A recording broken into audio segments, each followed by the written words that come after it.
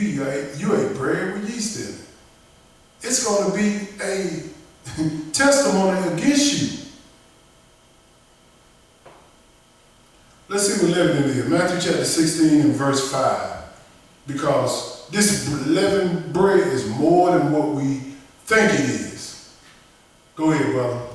And when his disciples was come to the other side, they had forgotten to take bread. They're like Israel, forget to do what they're supposed to do. Go ahead. Then Jesus said unto them, take heed and beware of the leaven of the Pharisees and of the Sadducees. Look how he told them. He said, look, man, I understand y'all forgot the bread, but take heed to you the leavening, which is the sin of the Pharisees. They're going to try to get you to sin. Go ahead. And they reasoned among themselves, saying, it is because we have taken no bread. He said, they talking about, well, it's because we ain't taking no bread. Jesus said, no, we ain't talking about no bread here. I'm trying to get y'all to see the bigger meaning of this. Go ahead. Which when Jesus perceived, he said unto them, O ye of little faith, yes, sir. Why reason ye among yourselves, because ye have brought no bread? He said, why are you talking about bread because you didn't bring none? I'm talking about the leavening, the sin of the Pharisees and the Sadducees. And you got a bunch of them going on right now. And I'm going to show you that sin. Go ahead. Do ye yet not understand, neither remember the 5 loaves of the 5,000, and how many baskets ye took up? Jesus said, do you not remember how many people I fed with 5 loaves of bread? I fed 5,000. So I'm obviously not talking about no bread. I can get some bread if I wanted to. I can make it stretch out of anything. This is what he's talking about. Go ahead. Neither the 7 loaves of the 4,000, and how many baskets ye took up? Or the 7 loaves of bread he fed 4,000. Go ahead. How is it that ye do not understand that I spake it not to you concerning bread, that ye should beware of the leaven of the Pharisees and of the Sadducees? He said, how do you understand? I'm not talking about bread. I'm talking about the leaven, the sin. That's why this whole week for 7 days, God wants us to be more focused on not sinning and taking part of this celebration of the Feast of Unleaved Bread. Make sure we don't let sin come into this feast where we doing sinful acts. That leavening is a metaphor for sin. That's all it is. Go ahead. Verse 12.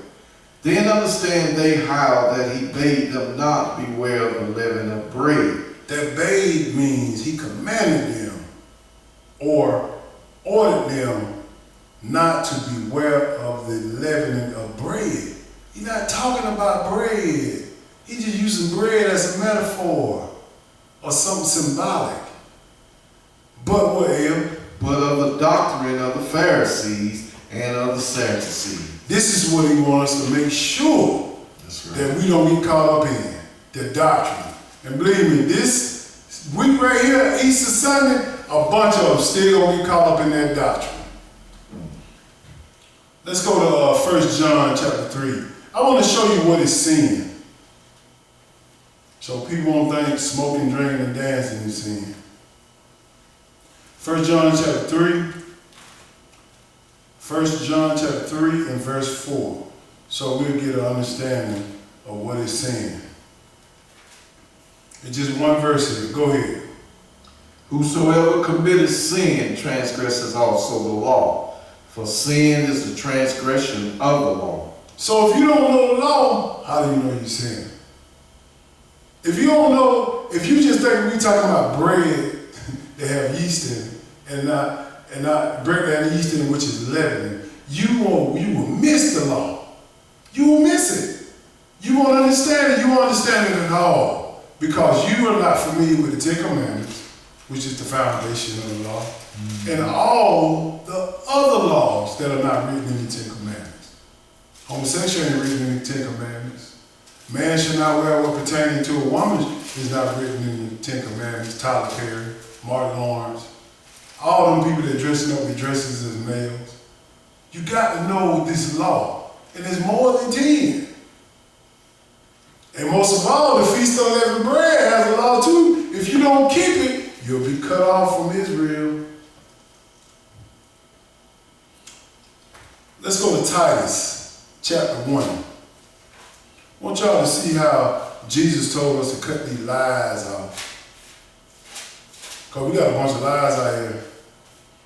We got to stop them. We got to stop their mouth. And the only way we can stop their mouth is what we doing now. We getting on these platforms and we share it. I love it when I see sisters and brothers on Facebook, Instagram, YouTube, how they share the truth.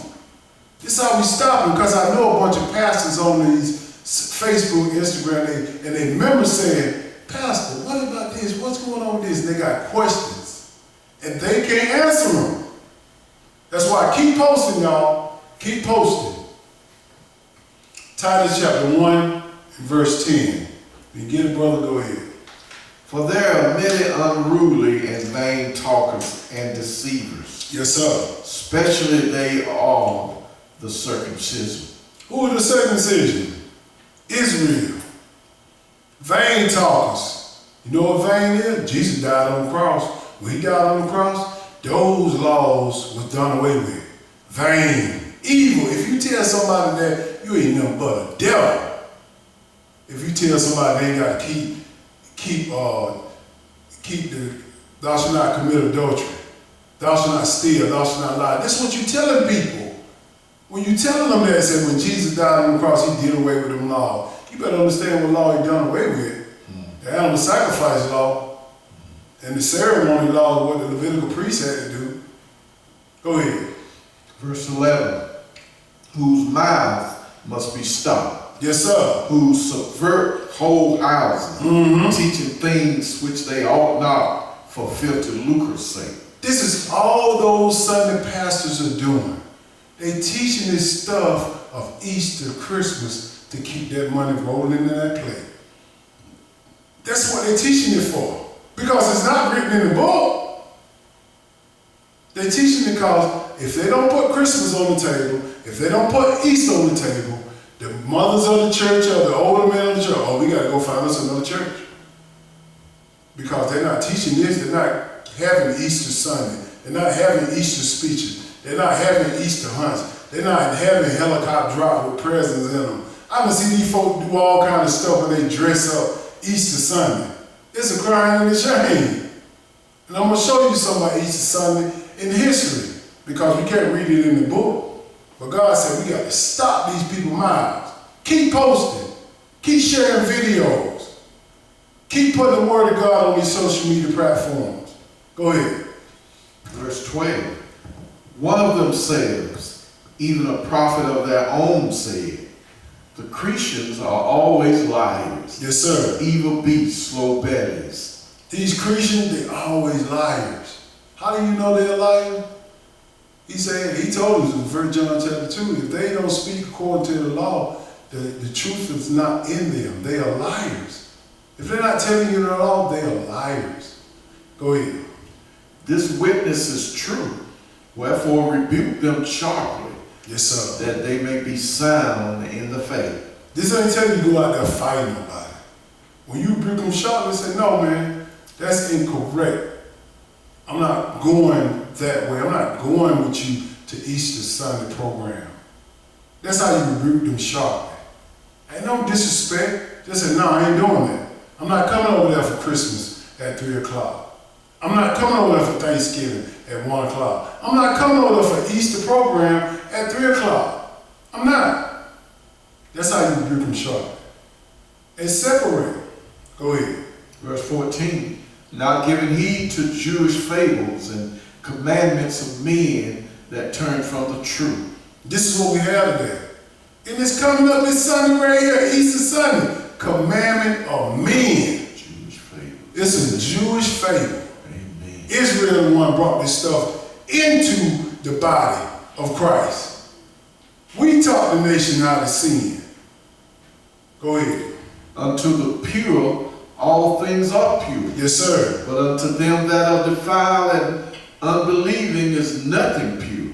But even their mind and conscience is defiled. Yes, sir. Go ahead. They confess that they know God, but in works they deny him, being abominable and disobedient, and unto every good work reprobate.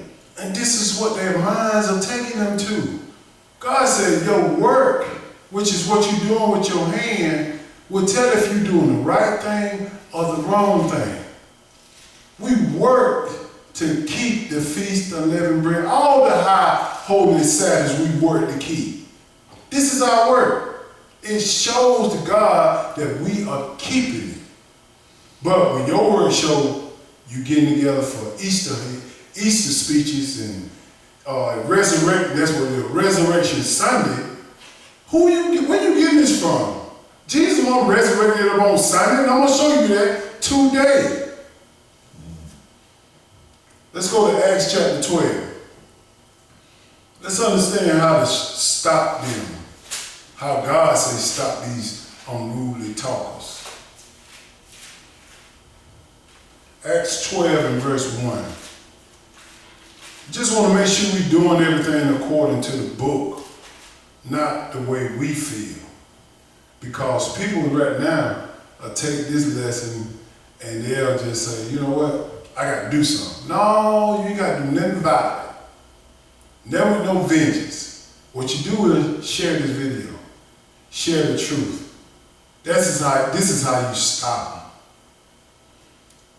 them. Acts chapter 12 and verse 1. Go ahead, brother. Now about that time Herod the king stretched forth his hands to vex certain of the church. Yes, sir. This one Herod was killing a lot of church members. Believe me, a lot of stuff gonna go down in our day. But we're gonna look at the Feast of Unleavened Bread, and we're gonna look at Easter in here. This is the only place you're gonna see Easter in the Bible. Go ahead. And he killed James, the brother of John, with the sword. Oh, he killing the man of God. Go ahead. And because he saw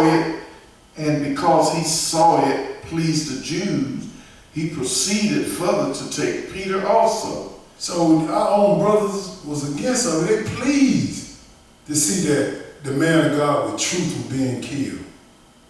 Pay close attention to this. Go ahead.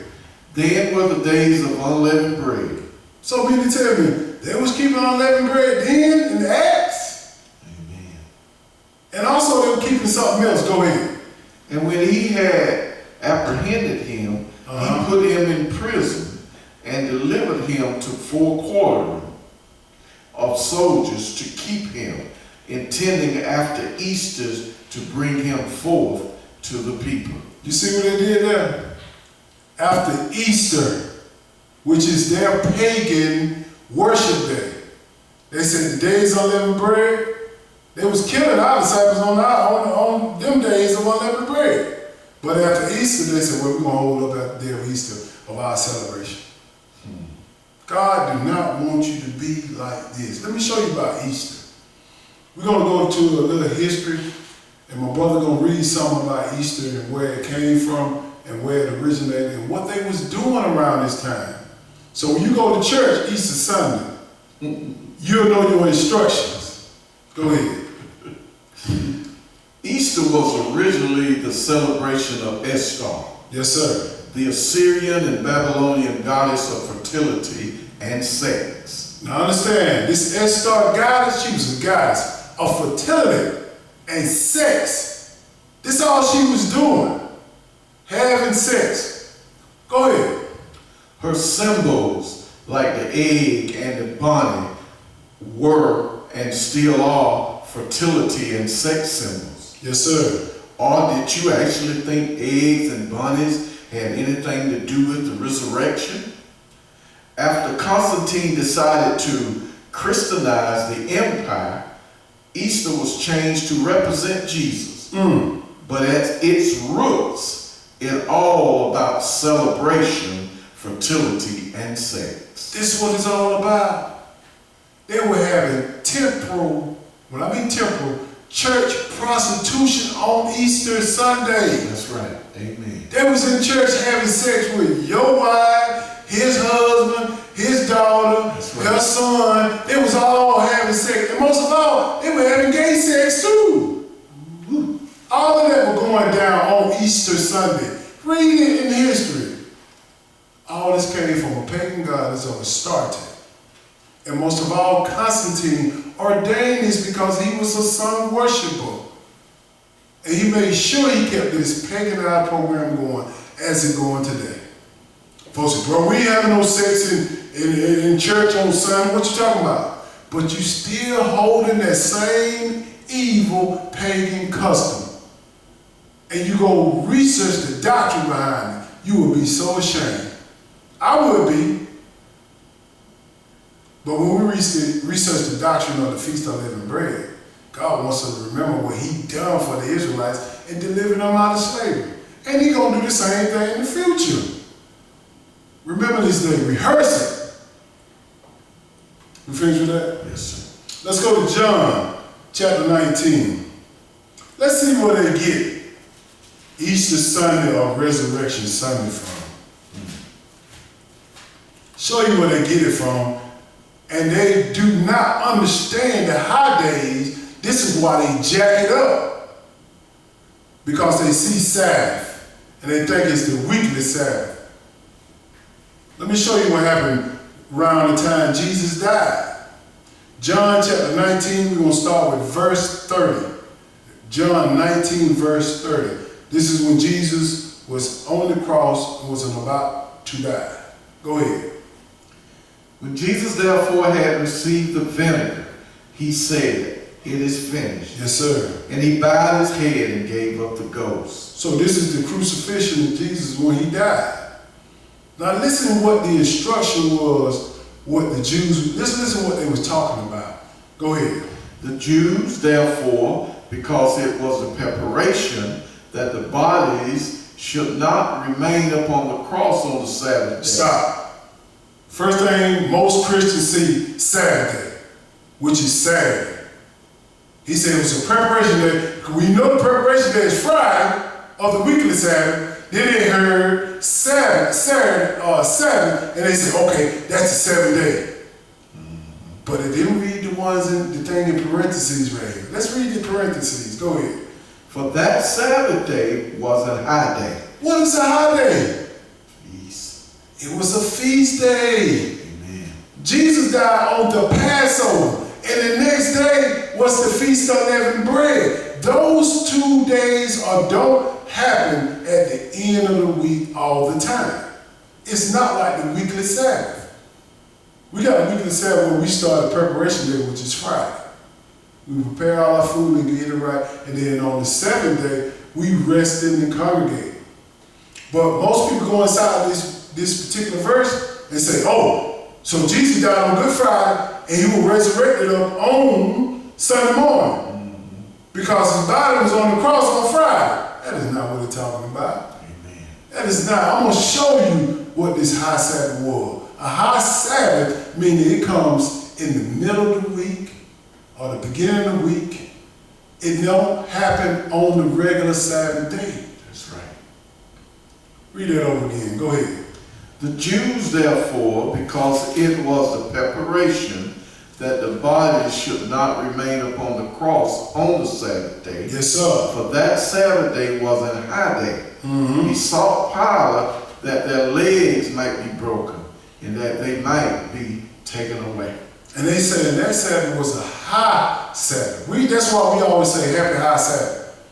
Because we understand it doesn't fall on the 7th day.